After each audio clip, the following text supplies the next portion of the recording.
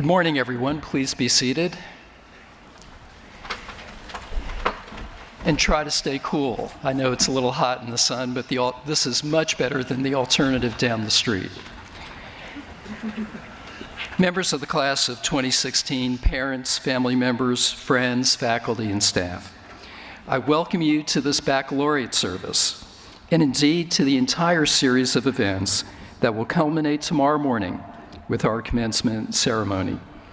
After tomorrow, you, our seniors, will be graduates of Washington and Lee University, a distinction you will carry for the rest of your lives that I'm sure will be ones of consequence, full of accomplishments that will bring yet further distinction to you and your alma mater.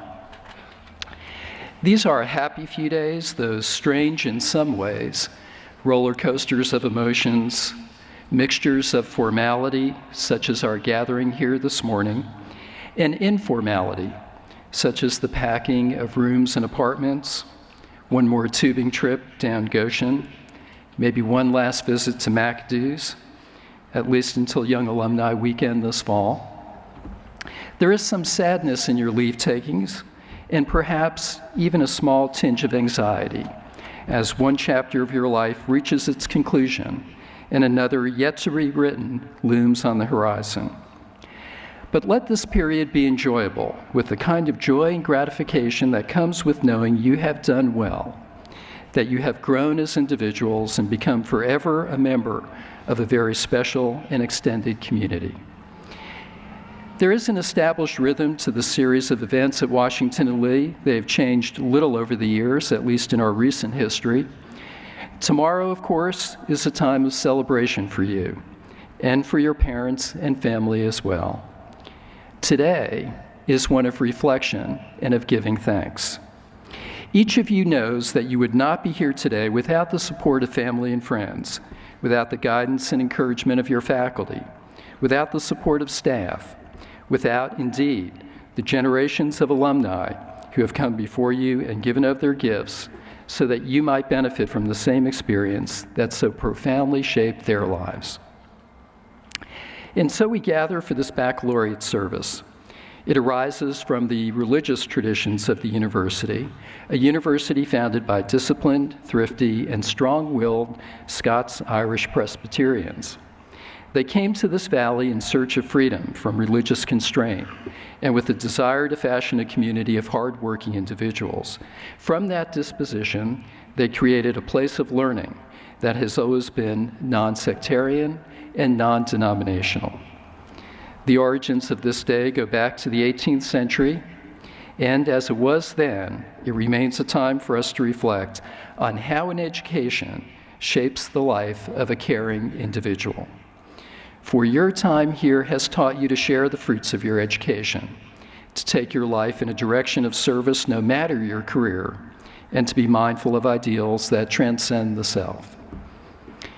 To help us with that theme, I now call upon the members of the University Singers, who will sing The Road Home.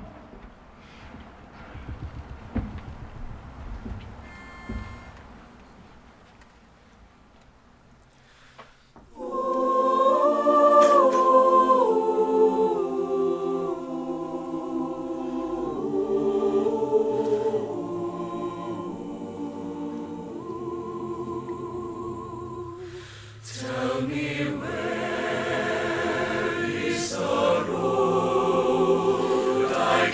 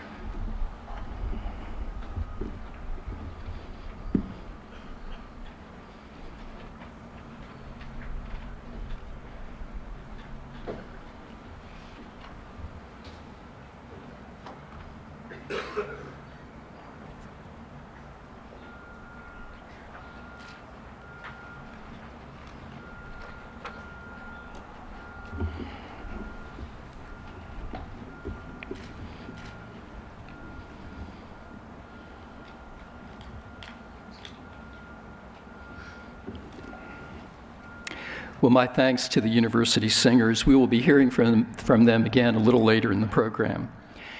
But for now, we are privileged this morning to hear from the recipients of the Algernon Sidney Sullivan Medallion as chosen by the faculty.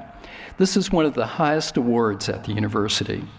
Washington and Lee presents the Algernon Sidney Sullivan Award to the undergraduate senior man and woman as determined by a vote of the faculty, who exhibit Sullivan's ideals of heart, mind, and conduct as evidenced by a spirit of love for and helpfulness to others, who excel in high ideals of living, in fine spiritual qualities, and in generous and disinterested service to others. Earlier this morning, I had the pleasure to present the Algernon Sidney Sullivan Award to Pasquale Toscano, Pocky as we know him, and to Tierney Wolgemuth. I will share just some of their many accomplishments in introducing them to you. Pocky is from Kettering, Ohio. He is a double major in English and Classics.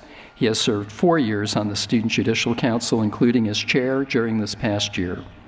He was a member of the steering committee and chair of the platform committee for the 2016 Mock Republican Convention. He is vice president of Omicron Delta Kappa's Alpha Circle and was chosen as their leader of the year. He is also a member of Phi Beta Kappa. The recipient of numerous honors and awards from W&L, Paki has won a 2016 Beinecke Scholarship for postgraduate study. As we know, a bicycle accident that injured his spinal cord and kept Paki away from the university for a few months, at least physically, has meant that he will return in the fall to complete the requirements for his degree. I know how you feel, Paki.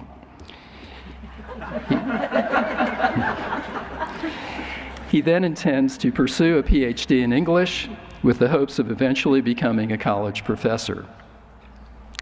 Tierney is a senior from Lancaster, Pennsylvania, and is a biochemistry major with a minor in Latin American and Caribbean studies. During her W&L career, Tierney has served as chair of Traveler, a member of the Leadership Education and Development Team, and a trip leader for the Appalachian Adventure and our Leading Edge pre-orientation program. She volunteered in the community with both the Rockbridge Area Health Center and as a tutor for English for speakers of other languages. Next year, she will begin her pursuit of both a medical degree and a Master of Public Health degree at the University of Pittsburgh.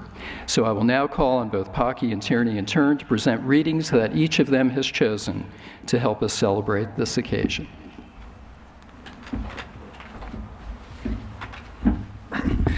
Thank you so much for that very kind introduction, President Ruscio, and thank you all for being here today.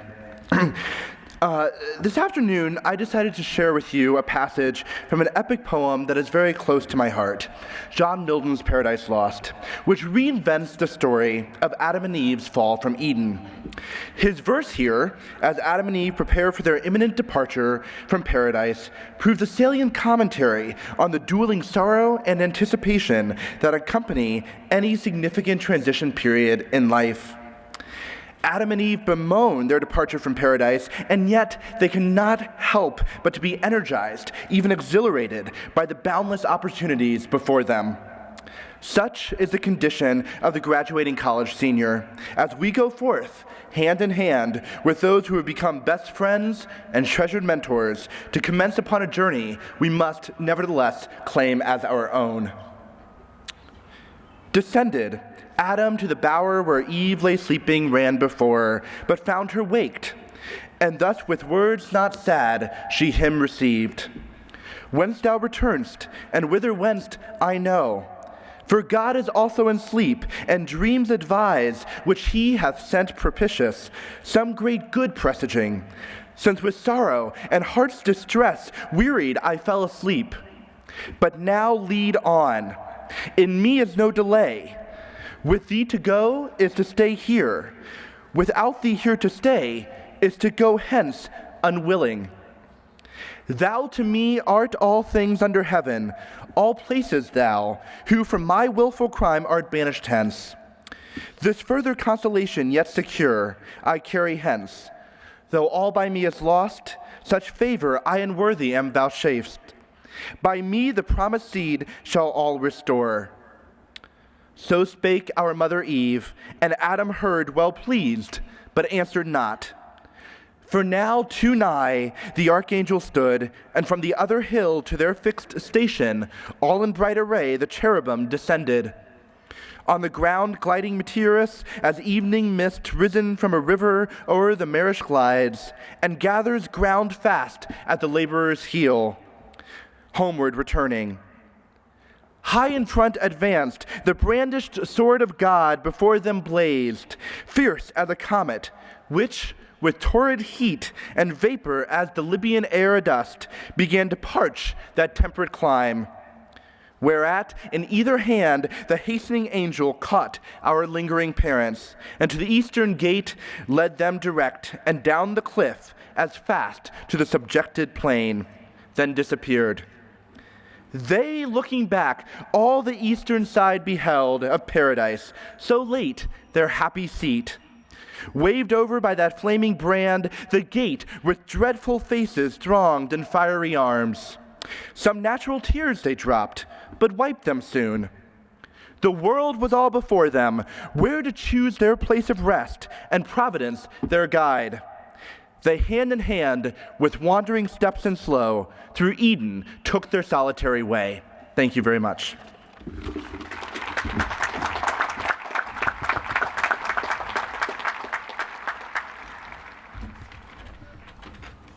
Hi, everyone. This morning, I'm honored to share with you a short passage from Walden by Henry David Thoreau. The book recounts Thoreau's reflections during 2 years of solitary living on Walden Pond. Fittingly, I encountered this passage while camping in Maine, but I've returned to it often in the years since. In the passage, although Thoreau is not discounting the value of education, which would be a rather disappointing message at this juncture, he prompts us to be observers of the world rather than simply subscribers to an institution or a discipline. The importance of observing for oneself remains a cogent reminder at graduation, where we refocus our lives to join the world in a new capacity for which we've been preparing. Sounds. But while we are confined to books, though the most select and classic, and read only particular written languages, which are themselves but dialects and provincial, we are in danger of forgetting the language which all things and events speak without metaphor, which alone is copious and standard. Much is published, but little is printed. The rays which stream through the shutter will no longer be remembered when the shutter is wholly removed. No method nor discipline can supersede the necessity of being forever on the alert. What is a course of history or philosophy or poetry, no matter how well selected, or the best society, or the most admirable routine of life, compared with the discipline of looking always at what is to be seen? Will you be a reader, a student, or a seer? Read your fate, see what is before you, and walk on into futurity. Thank you.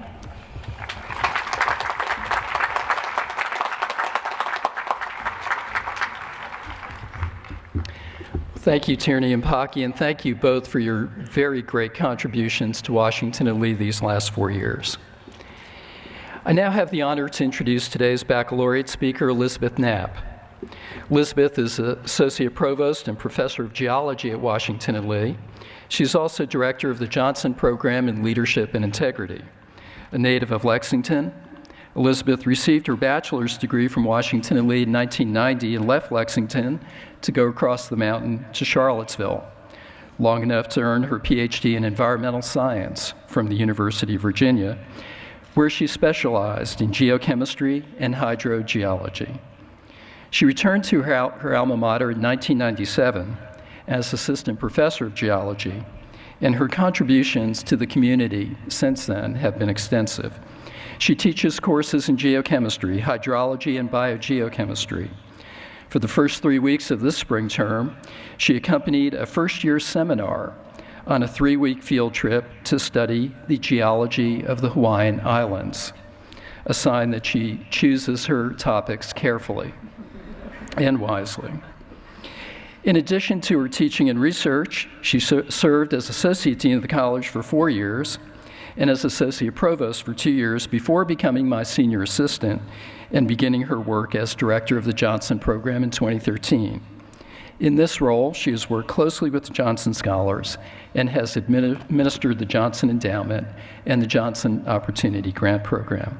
Earlier this year, she returned to the Provost office as Associate Provost. She is chair of the working group examining the history of African Americans at Washington and Lee and of the University Sustainability Committee. She is also co-chair of the University Committee on Inclusiveness and Campus Climate. Active in the Lexington community, she has been a member of the boards of the Rockbridge SPCA and the Rockbridge County Public Service Authority, and is a member of the vestry of the Robert E. Lee Episcopal Church. On a personal note of gratitude, let me just add that over the years, I've come to appreciate deeply Elizabeth's critical and wise judgment, her insight, and her deep devotion to her alma mater, a devotion that allows her to see the strengths of this university, but at the same time doesn't prevent her at all from seeing where we can always do better. She has been a valued advisor and friend. Join me in welcoming Elizabeth.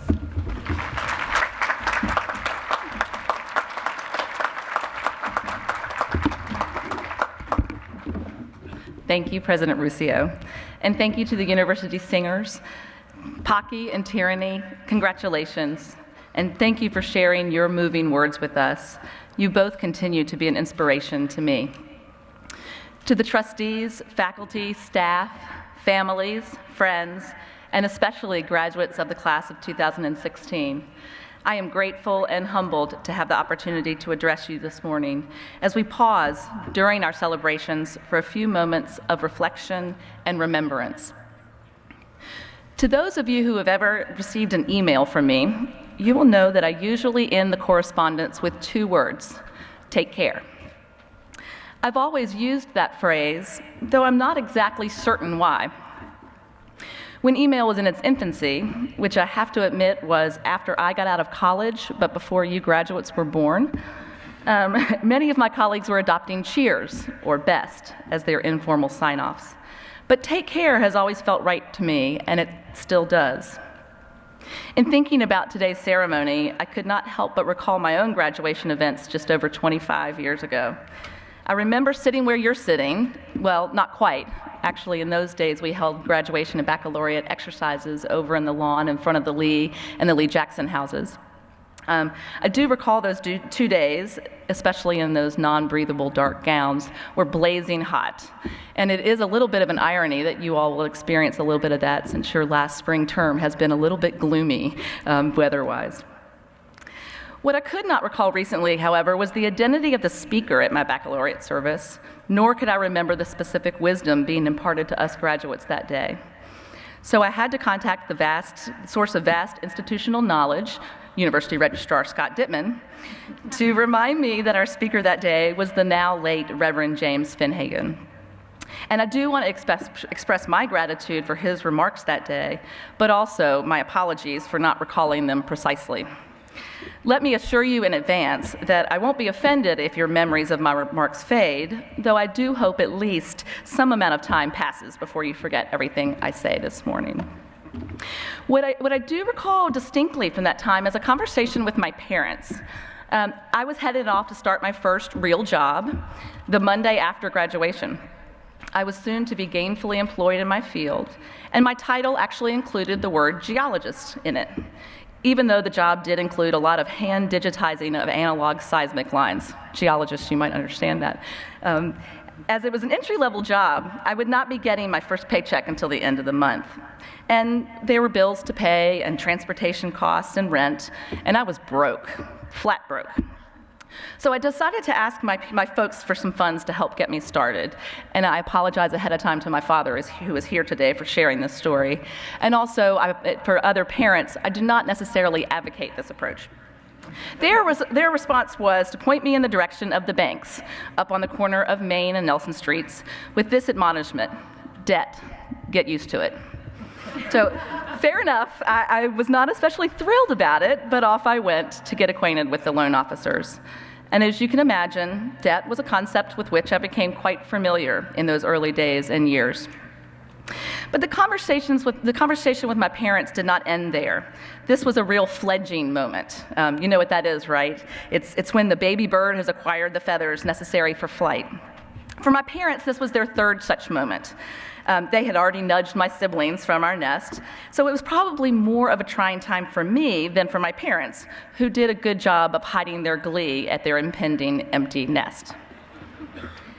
Something my mother said to me is what really struck with me from that day. We were sitting on the edge of my bed that night when she said to me, "Elizabeth, no one is ever going to take care of you." And while I knew even then that she was guiding me towards being a strong and financially independent woman, that still felt pretty scary and perhaps even a little inconceivable at the time. But it was a defining moment for me. I have come back to my mom's statement over and over again. I have often wondered whether I found it to be true in my life and in my experience. There are certainly times that being on your own has resonated and been empowering. Those who've known me well over the years would recognize that giving me a warning, well, you probably shouldn't do that, move there, study that, take that job, would almost always be quickly followed by, but I know you're going to do it anyway. Despite that, I don't necessarily agree with the sentiment of my mother's admonition, beyond certainly the importance of the financial independence, because I've found myself supported by others in so many ways, with my own successes and spectacular failures profoundly connected to those around me, whether friends or family, as well as colleagues and mentors. I'm reminded of our dedication to each other on this campus, where we have a strong culture of caring for one another, from the faculty, the staff, and your fellow students. It is a deeply held value for our institution, for which I have always been grateful, and a sentiment I hope you will share and more fully realize as alumni. As you make your way from Lexington, however, your sense of community will almost certainly be different than what you've experienced here. Yet throughout your life, you will continue to have people to whom you are strongly connected. And thankfully, many of those will be those you've encountered in the last 4 years. Based on my own journey, I like to describe these people along the way as my champions. These are the individuals who believe in you. At times, they believe in you even more than you believe in yourself. For me, at least one or two of my champions are here today, perhaps behind me, perhaps a couple off to my left, and there's certainly one off to my right, and Dad, you are one of them, if that helps make up for my earlier reference to that graduation day advice. Cherish your champions. They may be few and far between. Find those important individuals in your life as you go forward, and using them as models, become a champion for others while building strong communities wherever you go. Secondly, I've had considerable opportunity recently to think about the concept and various meanings of grace. At one time, I thought to entitle these remarks, Grit, Grace, and Gratitude. When I Googled those combinations, however, I discovered that Grace and Gratitude is the name of an Olivia Newton-John album. Grit and Grace is the name of a book on death and dying. And all three put together, Grit, Grace, and Gratitude, point to a blog on women's anti-aging strategies and growing old gracefully. So clearly that probably wasn't the best title to choose. I've heard, though, a number of different references to the word grace here in recent months. It has been used to describe the demeanor, graceful, of a number of treasured retiring campus colleagues, including Professor Larry Betch, Director of Gift Planning Hank Humphreys, and both Kim and Kim Ruscio. It's been a way of describing the buildings that rise behind you, the grace, simplicity, and power of the colonnade. It was an original name, Grace, of the church on the edge of our campus, which now bears Lee's name in memorial. Grace then encompasses beauty, determination, poise, strength, and endurance. And additionally, of course, it has broader and deeper meanings for many in various cultures and faiths. I am reminded of grace every time I walk those brick steps just in front of me and between us. Each morning as I make my way up to the office, I glance down at the remnants of the dripped wax on those steps. The wax sealing the bricks from the times we have gathered together by candlelight, gathered to share the sorrow of the loss of beloved members of our community, or for our solidarity and those killed in tragedy a world away. I take a moment each and every day, a deep breath, a glancing look over this space, and take a moment to pause and to reflect. Grace has become a focal point, both in times of joy, but also in grief, in the loss of a friend and the loss of a family member in the last year, also in times of conflict or a need for perseverance and focus. There are also moments when our moral resolve is challenged. I consider, for example, times in our community when we discover that others don't always live up to the high standards and expectations for when we have for one another, or when we grapple, as we have in the last few years, with the complexity of our own history as an institution. There have been times for me, as a member of this community for many years, that steadfastness has been shaken. In fact, in his first days back here a decade ago, President Ruscio and I had a long conversation about a past event in our early days here, an event I struggled to get past in order to believe again in the constancy of our community ideals. He worked with me to think beyond the times when individuals fall short of maintaining our principles to the larger and greater good for which we must strive. This is crucial to remember as you go out into the world, where you will be surrounded by moral failings and will be challenged to maintain the constancy of your own character. It is your imperative. The integrity that has been instilled in you as graduates is your hallmark and standard to the world beyond. It will remain a light within you, if not always easily recognized around you. And now on to gratitude. As a geologist, and given this opportunity, I cannot help but bring the topic and the discussion around to this. As a liberal arts trained geologist, my own thinking about and appreciation of place and earth is in many ways as informed by my studies and readings in philosophy, religion, cultures, and literature as it has been by scientific study. I, as many of you, have a deep connection to the physical world around me, and I'm compelled to share that passion and dedication with others. As President Ruscio just mentioned, we've just returned from a spring term trip to the Big Island of Hawaii. It was a first-year seminar on geology, and of course we are grateful to those who came before us who have supported that opportunity, including alumnus and trustee Jamie Small and his wife Allison for endowing the Jockey John Robinson first-year seminar to support spring term science courses. One of the things that strikes me about teaching and studying in Hawaii, as I have been fortunate to do many times now, is the culture and the connection of the people to the land, with deep reverence for her power of destruction and creation, and the reciprocal influence and delicate balance of people and the earth. In Hawaiian language, there are a few words that have multiple and even unspoken meanings. They're considered honored and considered spiritual. Most of you are familiar with aloha, which is a greeting, hello and goodbye, but it also means, additionally, love and spirit. But I want to mention another, which is mahalo.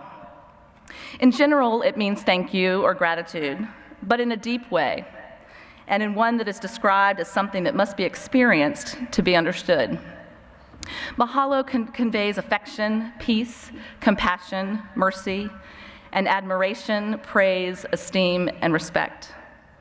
It is considered by many to have spiritual or divine power, and is used as a single word blessing or prayer. And while in no way to attempt to transfer directly or appropriate concepts held deeply in that culture, I know that we here too are reminded of qualities that are difficult to put into words, qualities that are known when you see them, that must be experienced to be understood. It is that which is unspoken and transcendent of any one individual or particular moment in time. We are connected to one another, connected to and by a place, to a greater sense of purpose through those who have come before us and those yet to come. We are all part of that thing that is Washington and Lee that cannot be explained fully unless experienced. As we turn now towards the celebrations at hand over the next 24 hours and beyond, take the opportunity to share your gratitude and appreciation with those around you, your champions. Take a moment to reflect in the beauty and grace of the space around you, a place you will come to feel in your bones. Take with you the courage and strength to lead and serve your communities with conviction and with humility. And of course, take care. Thank you.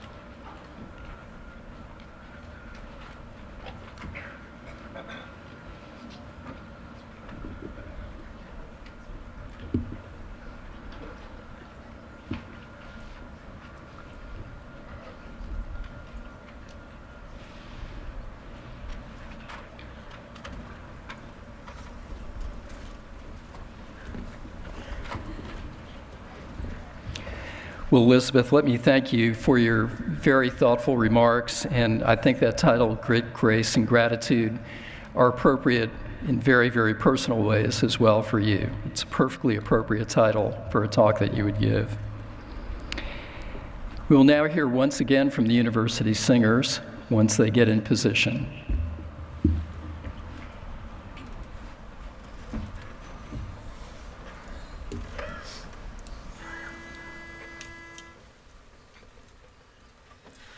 Thank you.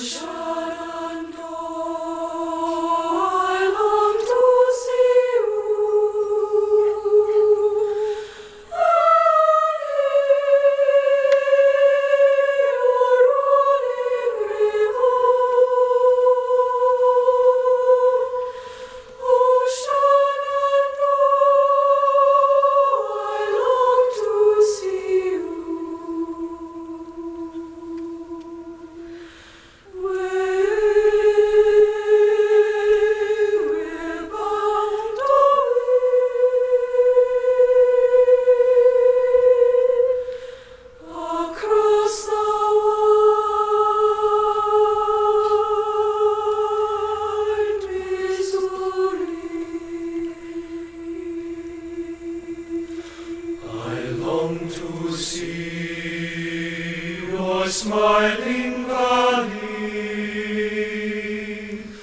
and in your rolling river, I long to see your smiling valley.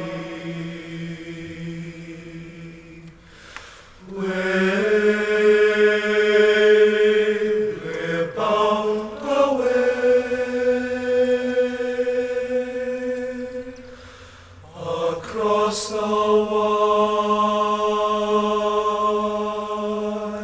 Missouri.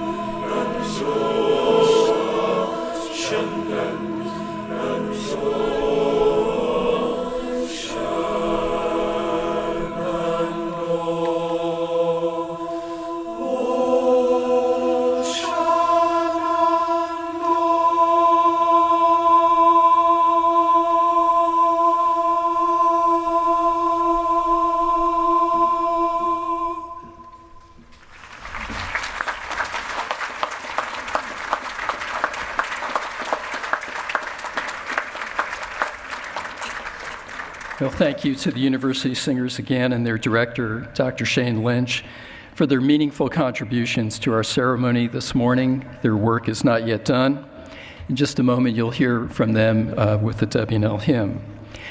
But before they do, let me wish all of you an enjoyable 24 hours, your last as students at Washington and Lee.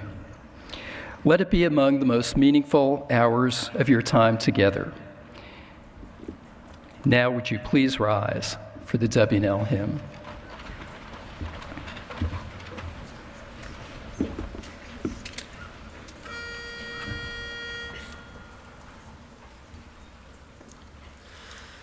In the shadows of white columns, we stop to hear the chimes.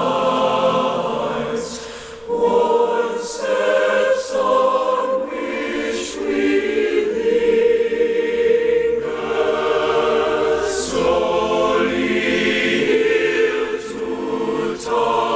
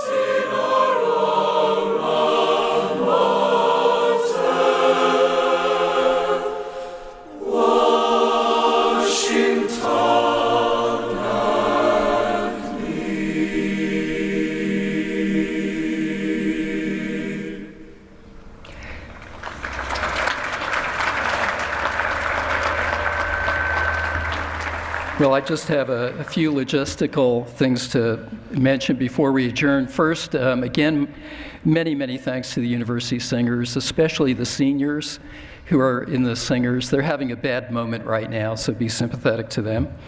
If the next thing on my script, it reads, in the event of rain tomorrow, but forget it.